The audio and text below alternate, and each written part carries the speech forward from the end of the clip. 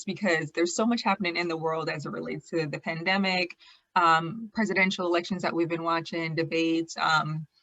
COVID-19 in itself has either pushed us to become more resilient or, just figure out how to deal with life. So this resilience buzzword has just been floating around, and I'm like, well, what is resilience anyways? I've seen it being defined as the ability to bounce back, or the tendency to just, get your life back together. But what does that even look like? What is your definition of resilience? Um,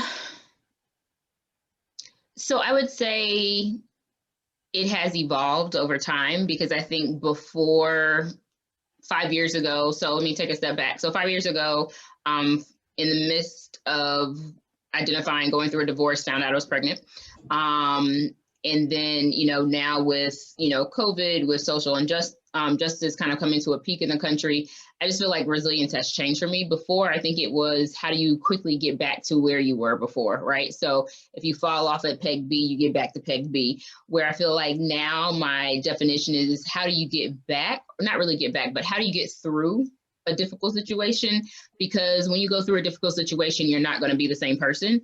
And so your outlook, your perspective, your goals might change. And so ultimately, I think you have to get back to a place where you can be who you feel you were called to be, mentally, emotionally, physically, at the best possible peak for that season, so that you can kind of go out and, execute against whatever that purpose, whatever that passion, whatever that goal might be. So I think for me now, it's more of resilience is, how do I go through it, get the learnings, strengthen myself up, make sure that I have the energy and endurance to do what I need to do, so that I can go out and kind of keep running.